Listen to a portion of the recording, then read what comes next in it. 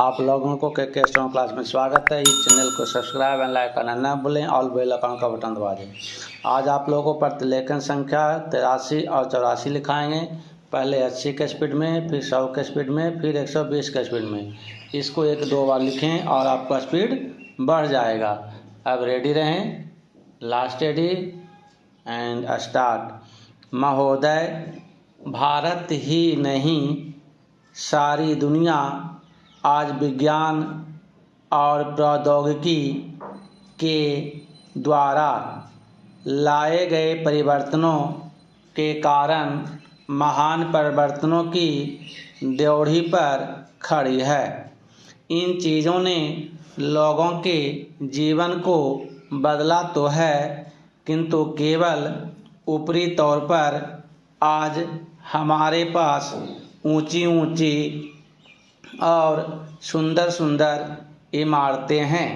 खेती बाड़ी के कुछ आधुनिक तरीके भी हमें मालूम हैं, लेकिन आज हमें एक नए प्रकार के मानव की आवश्यकता है।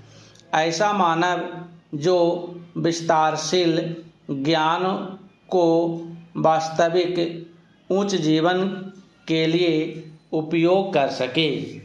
मेरे विचार से गांधी जी ने यही कहने का प्रयत्न किया। एक मानव निर्माण करने का मैं नहीं कह सकती कि मनुष्य का स्वभाव जैसा है उसे देखते हुए आज की दुनिया में ऐसा करना संभव होगा या नहीं, किंतु इस दिशा में प्रयत्न करना उपयुक्त होगा और केवल बुद्धिजीवी ही इस तरह का प्रयत्न और दूसरों का मार्गदर्शन कर सकते हैं। पहला चेंज। आज दुनिया बहुत छोटी हो गई है और हम अलग अलग खानों में बंटकर नहीं रह सकते। हमें अपने लक्ष्य प्राप्ति के लिए कहीं अधिक एक होकर रहने की आवश्यकता है। हम लोकतंत्र में विश्वास करते हैं। एक तो संसदीय प्रणाली की सरकार के अर्थ में, दूसरे उस तरीके में जिस तरीके से हम अपनी पार्टी में और अन्यत्र काम करते हैं। पर लोकतंत्र रूपी हमारा ताज़ा पानी कभी कभी जातिवाद, सांप्रदायिकता और सामाजिक रीति रिवाजों इत्यादि के सड़ते गड्ढों में बंद हो जाता है। आपके पास लोकतंत्र है, आपके पास वोट देने का अधिकार है, या आप अपने विचारों को खुलकर प्रकट कर सकते हैं। इन सबके तब तक कुछ अर्थ नहीं होते जब तक आप इस प्रक्रिया से सामाजिक जीवन में परिवर्तन की नई धाराएं उत्पन्न नहीं कर देते, जो हमारे लोगों के हर वर्ग और स्तर में समा जाएं।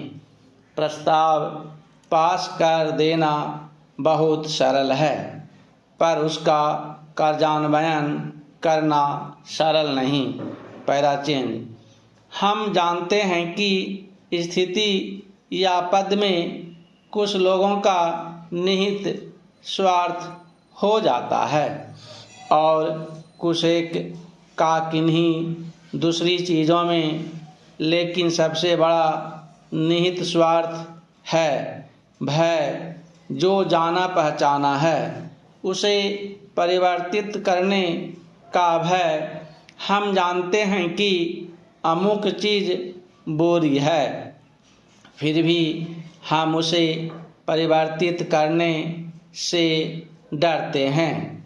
लेकिन आज हम इस तरह बड़े बड़े परिवर्तनों के बिना वास्तव में जीवित ही नहीं रह सकते।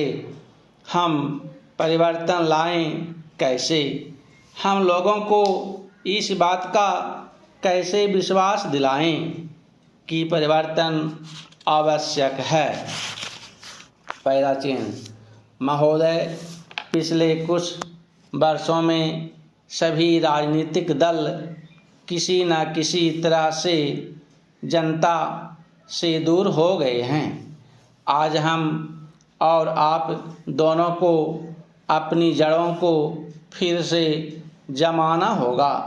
जनता से प्रेरणा लेनी होगी। हमें जनता की आकांक्षाओं, उसकी मांगों और उसकी आवश्यकताओं के अनुसार चलना होगा।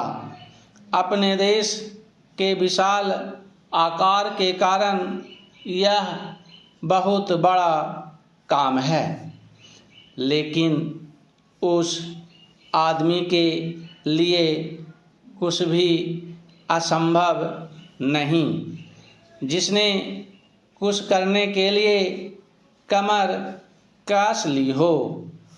कुछ देशों में लोग चढ़ने के लिए पहाड़ों की ऊंची से ऊंची चोटियों की तलाश में रहते हैं ताकि उनके मन और काम की चुनौतियों का समाधान हो सके।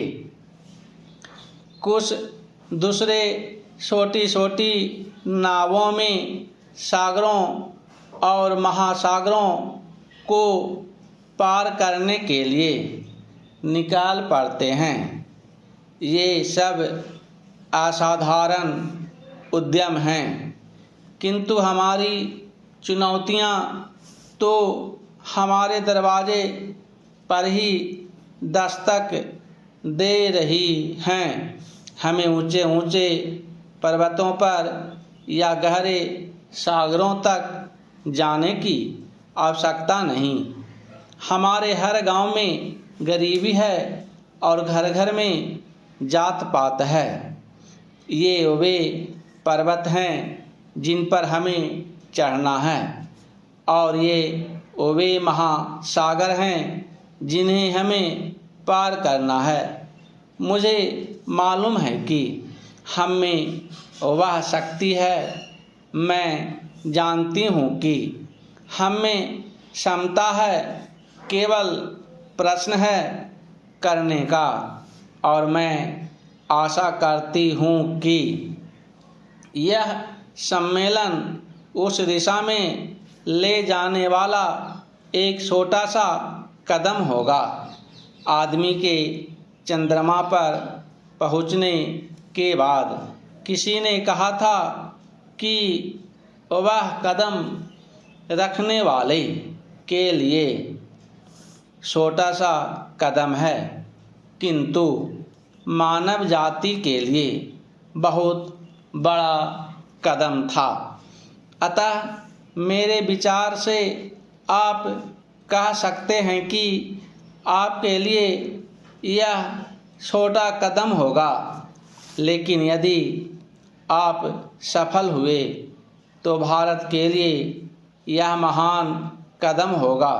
पैराचीन, मैं आशा करती हूँ कि आप इसे ध्यान में रखेंगे और दूसरों में उत्साह पैदा कर सकेंगे, क्योंकि किसी भी तरह की उपलब्धि के रास्ते में सबसे बड़ी बाधाओं में से एक है हमारे बुद्धिजीवियों, हमारे पत्रकारों इत्यादि में व्याप्त अविश्वास या संदेह वृत्ति। इस बाधा को हटाना होगा। हमें अपने उत्साह को पुनः स्थापित करना होगा और उससे उत्पन्न होगा वह साहस, धैर्य और संकल्प शक्ति जो उन बहुत सी चीज़ों को प्राप्त करने के लिए आवश्यक है, जो हमें प्राप्त करनी ही चाहिए। जब कभी राजनीतिक जीवन और बौद्धिक जीवन में निकट का संबंध रहा है तो दोनों को लाभ पहुंचा है।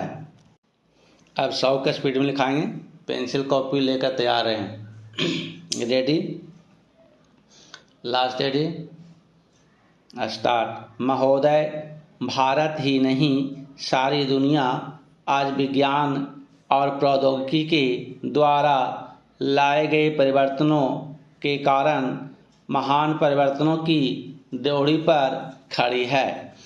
इन चीज़ों ने लोगों के जीवन को बदला तो है, किंतु केवल ऊपरी तौर पर। आज हमारे पास ऊंची ऊंची और सुंदर सुंदर इमारतें हैं। खेतीबाड़ी के कुछ आधुनिक तरीके भी हमें मालूम हैं, लेकिन आज हमें एक नए प्रकार के मानव की आवश्यकता है। ऐसा मानव जो विस्तारशील ज्ञान को वास्तविक उच्च जीवन के लिए उपयोग कर सके। मेरे विचार से गांधी जी ने यही करने का प्रयत्न किया। एक मानव निर्माण करने का मैं नहीं कह सकती कि मनुष्य का स्वभाव जैसा है उसे देखते हुए आज की दुनिया में ऐसा करना संभव होगा या नहीं, किंतु इस दिशा में प्रयत्न करना उपयुक्त होगा और केवल बुद्धिजीवी ही इस तरह का प्रयत्न और दूसरों का मार्गदर्शन कर सकते हैं। पहला चेंज, आज दुनिया बहुत छोटी हो गई है और हम अलग अलग खानों में बंटकर नहीं रह सकते। हमें अपने लक्ष्य प्राप्ति के लिए कहीं अधिक एक होकर रहने की आवश्यकता है। हम लोकतंत्र में विश्वास करते हैं। एक तो संसदीय प्रणाली की सरकार के अर्थ में, दूसरे उस तरीके में जिस तरीके से हम अपनी पार्टी में और अन्यत्र काम करते हैं। पर लोकतंत्र रूपी हमारा ताज़ा पानी कभी कभी जातिवाद, सांप्रदायिकता और सामाजिक रीति रिवाजों इत्यादि के सड़ते गड्ढों में बंद हो जाता है। आपके पास लोकतंत्र है, आपके पास वोट देने का अधिकार है, या आप अपने विचारों को खुलकर प्रकट कर सकते हैं। इन सब के तब तक कुछ अर्थ नहीं होते जब तक आप इस प्रक्रिया से सामाजिक जीवन में परिवर्तन की नई धाराएं उत्पन्न नहीं कर देते, जो हमारे लोगों के हर वर्ग और स्तर में समा जाएं।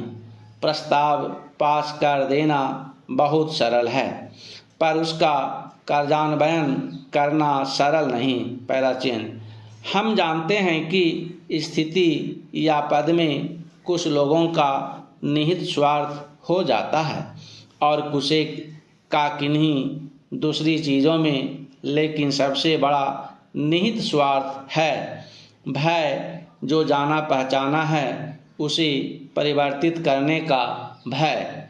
हम जानते हैं कि अमुक चीज़ बुरी है, फिर भी हम उसे परिवर्तित करने से डरते हैं। लेकिन आज हम इस तरह बड़े बड़े परिवर्तनों के बिना वास्तव में जीवित ही नहीं रह सकते। हम परिवर्तन लाएं कैसे? हम लोगों को इस बात का कैसे विश्वास दिलाएं कि परिवर्तन आवश्यक है? पहला चेंज, महोदय, पिछले कुछ वर्षों में सभी राजनीतिक दल किसी न किसी तरह से जनता से दूर हो गए हैं। आज हम और आप दोनों को अपनी जड़ों को फिर से जमाना होगा, जनता से प्रेरणा लेनी होगी। हमें जनता की आकांक्षाओं, उसकी मांगों और उसकी आवश्यकताओं के अनुसार चलना होगा। अपने देश के विशाल आकार के कारण यह बहुत बड़ा काम है, लेकिन उस आदमी के लिए कुछ भी असंभव नहीं जिसने कुछ करने के लिए कमर कस ली हो। कुछ देशों में लोग चढ़ने के लिए पहाड़ों की ऊंची से ऊंची चोटियों की तलाश में रहते हैं ताकि उनके मन और काम की चुनौतियों का समाधान हो सके।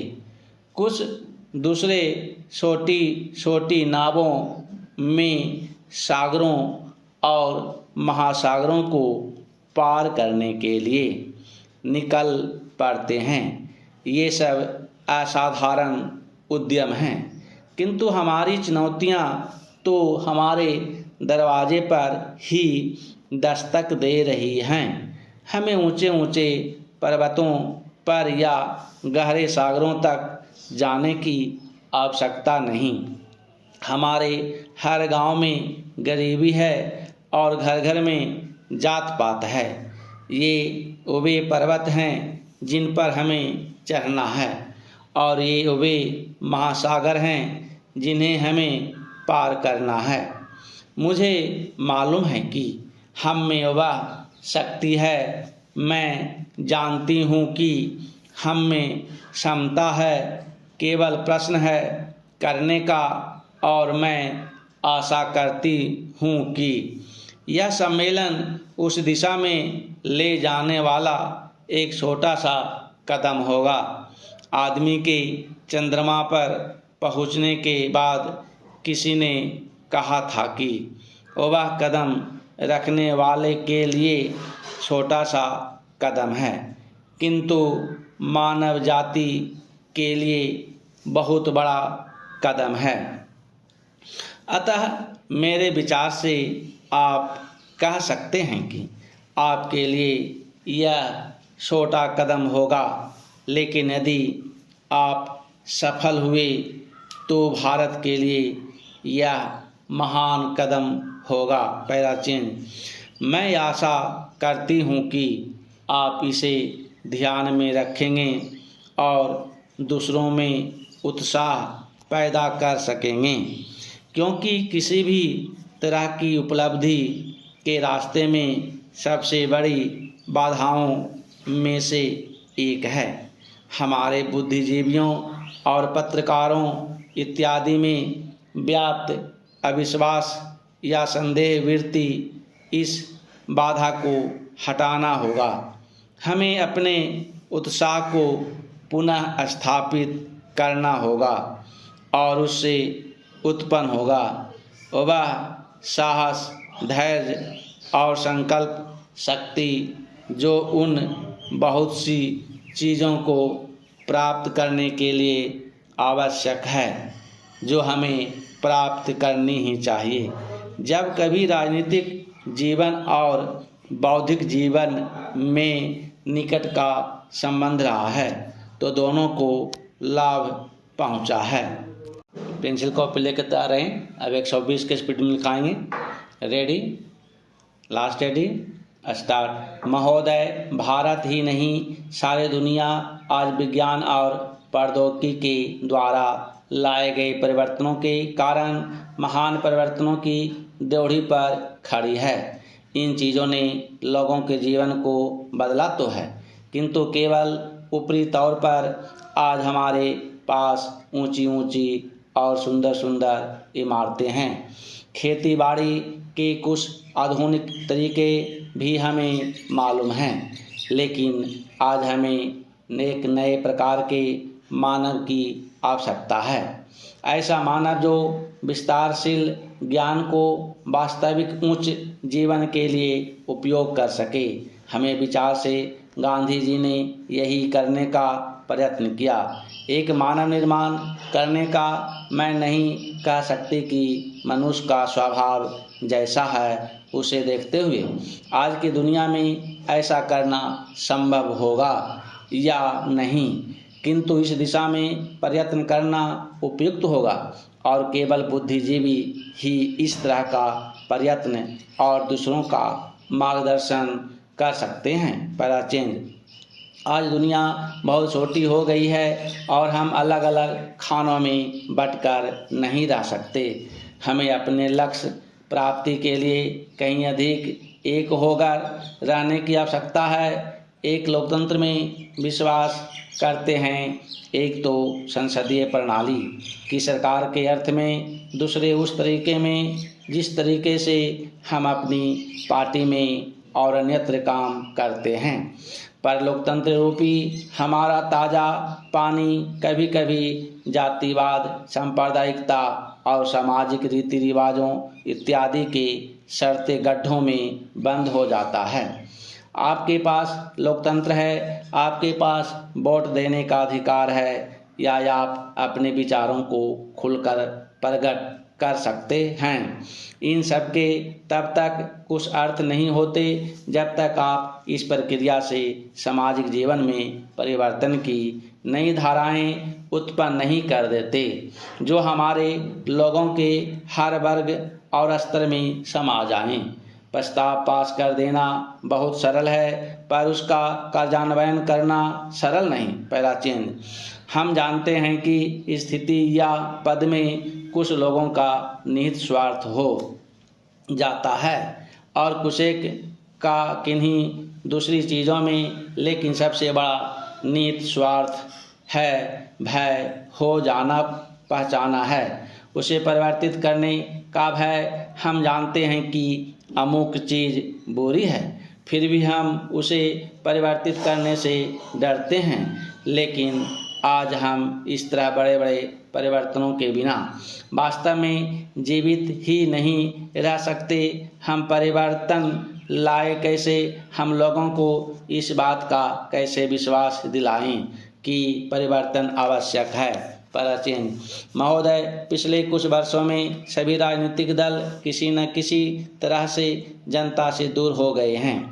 आज हम और आप दोनों को अपनी जड़ों को फिर से जमाना होगा, जनता से प्रेरणा लेनी होगी। हमें जनता की आकांक्षाओं, उसकी मांगों और उसकी आवश्यकताओं के अनुसार चलना होगा। अपने देश के विशाल आकार के कारण यह बहुत बड़ा काम है, लेकिन उस आदमी के लिए कुछ भी असंभव नहीं जिसने कुछ करने के लिए कमर कस ली हो। कुछ देशों में लोग चढ़ने के लिए पहाड़ों की ऊंची से ऊंची चोटियों की तलाश में रहते हैं ताकि उनके मन और काम की चुनौतियों का समाधान हो सके।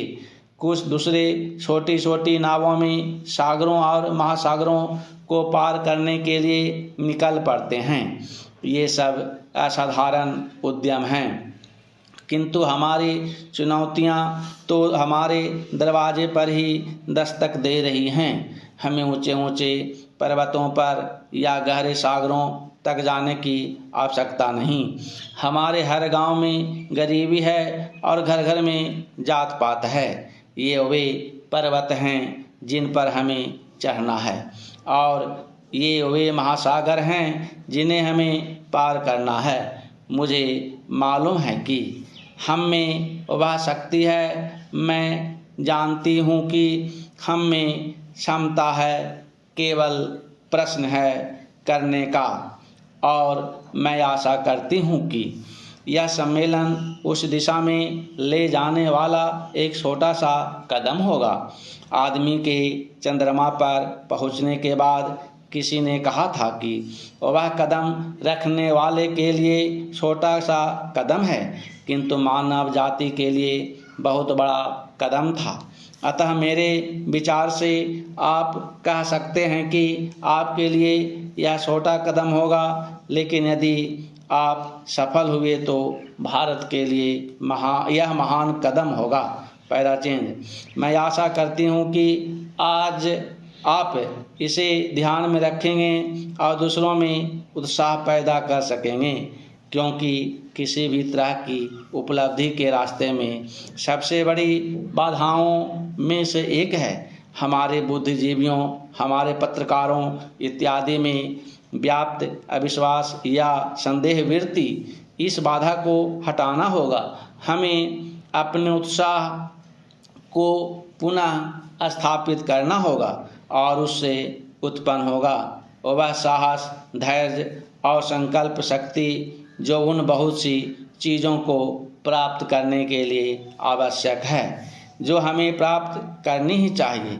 जब कभी राजनीतिक जीवन और बौद्धिक जीवन में निकट का संबंध रहा है तो दोनों को लाभ पहुंचा है।